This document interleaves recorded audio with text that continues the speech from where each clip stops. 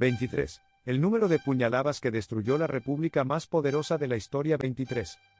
Ese es el número exacto de heridas que encontraron en el cuerpo de Julio César el día de los idus de marzo del año 44 a.C. No 20. No 30.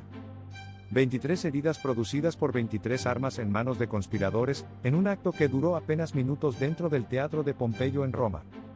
Y de esas 23 heridas, el médico forense Antistio determinó que solo una era mortal. Una sola. Las otras 22 fueron el testimonio de algo más perturbador que el asesinato mismo. Fueron la demostración de hasta qué punto el miedo había llevado a los conspiradores a una acción que ninguno pudo ejecutar de forma limpia ni racional. Pero 23 no solo terminó con un hombre. Terminó con 400 años de República Romana. Desencadenó 17 años de guerras civiles. Produjo el primer imperio de la historia occidental. Y transformó la civilización de una forma cuyos efectos todavía son visibles hoy. Bienvenido a Cifras que cambiaron todo. Hoy exploramos el asesinato de Julio César a través de los números que lo definen con precisión absoluta. Quédate hasta el final porque el número más revelador no es el de las puñaladas. Es el número de años que la República Romana sobrevivió después del asesinato que supuestamente iba a salvarla. Y ese número revela algo sobre las revoluciones políticas completamente aplicable al mundo contemporáneo. Para entender 23 necesitas entender quién era César en ese momento, y por qué su existencia resultaba insoportable para quienes lo asesinaron. César no era un tirano en el sentido que sus asesinos proclamaron. Era el hombre más poderoso del mundo conocido. Había conquistado la Galia entre los años 58 y 50 a.C. en 8 años de campaña que añadieron al territorio romano, lo que hoy son Francia, Bélgica y partes de Alemania.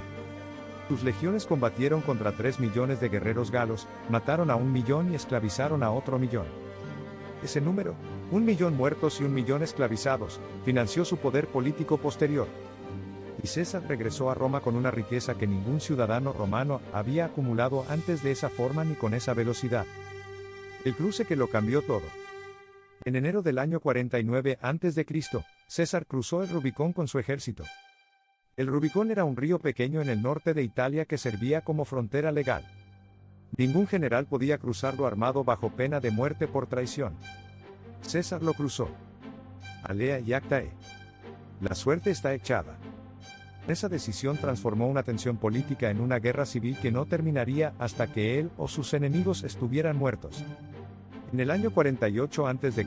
derrotó a Pompeyo en la batalla de Farsalo con 47.000 soldados contra 85.000. Una proporción que los historiadores militares todavía estudian como uno de los logros tácticos más extraordinarios de la antigüedad. Para el año 44 había sido nombrado dictador perpetuo. Ese título fue el detonador definitivo de la conspiración. Dictador en Roma era un cargo legal temporal. Lo que hizo intolerable ese título fue la palabra perpetuo. Permanente. Sin límite. Sin rendición de cuentas. Los conspiradores. La conspiración fue organizada principalmente por Bruto y Casio. Marco Junio Bruto era uno de los hombres en quienes César más confiaba. Cayo Casio Longino era un militar brillante con agravios personales contra el poder de César.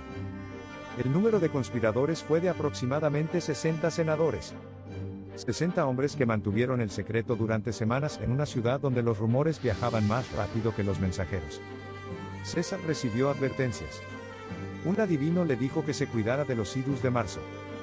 Su esposa le rogó que no fuera. Le entregaron una nota que describía el complot. César puso la nota a un lado sin abrirla. El 15 de marzo, cuando tomó su asiento en el Senado, los conspiradores lo rodearon con el pretexto de presentarle una petición. Ilio Cimbro tomó su toga. Esta fue la señal.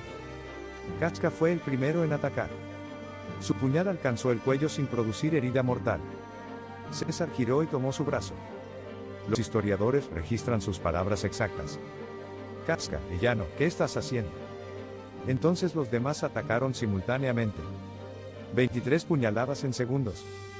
Cuando César vio que Bruto se unía a los atacantes, cubrió su cabeza con la toga y se dejó caer. Sus últimas palabras son históricamente disputadas. La famosa frase que Suetonio le atribuye, también tú, hijo mío, no está confirmada por todos los historiadores. Pero ha sobrevivido 21 siglos como la imagen más poderosa de traición de toda la cultura occidental. César cayó al pie de la estatua de Pompeyo, el hombre al que había derrotado en Farsalo. Los historiadores de la antigüedad notaron esa coincidencia con la significación que merecía. Las consecuencias en números. Los conspiradores creyeron que con la muerte de César la república se restauraría automáticamente. Cometieron el error de diagnóstico más costoso de la historia romana. Asumieron que el problema era un hombre. No entendieron que el problema era una transformación estructural de la sociedad romana que ningún asesinato podía revertir. La república no sobrevivió 0 años como sistema funcional después del asesinato.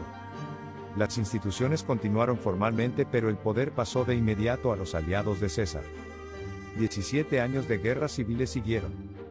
Bruto y Casio fueron derrotados en Filipos en el año 42 a.C. y ambos se suicidaron. Marco Antonio fue derrotado por Octavio en Accio en el año 31 y se suicidó junto a Cleopatra. Y Octavio, sobrino adoptivo de César, fue proclamado Augusto, el primer emperador de Roma, en el año 27 a.C. La república que los conspiradores intentaron salvar con 23 puñaladas no sobrevivió. El imperio que querían prevenir fue la consecuencia directa de su acción. Ese resultado, la consecuencia exactamente opuesta a la intención declarada, es la demostración más documentada de la historia antigua de que eliminar a un individuo no elimina las condiciones estructurales que lo hicieron posible. Si este mensaje te tocó, si mientras escuchabas reconociste en esta historia algo que dice algo sobre cómo funcionan los sistemas de poder en cualquier época, suscríbete. No por mí, sino por ti. Porque si esto te resonó es porque hay algo en ti que entiende que la historia no es un catálogo de anécdotas.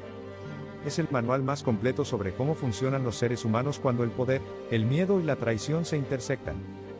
Aquí en Cifras que cambiaron todo contamos los patrones del comportamiento humano que el pasado documentó con una precisión que ningún experimento contemporáneo puede replicar. Déjame dejarte con el número que más vale la pena sostener en silencio. 2068 años. El tiempo transcurrido desde los idus de marzo hasta hoy. 2068 años en los que esta historia ha sido estudiada, representada y debatida de forma ininterrumpida. Ninguna historia política tiene esa continuidad de atención.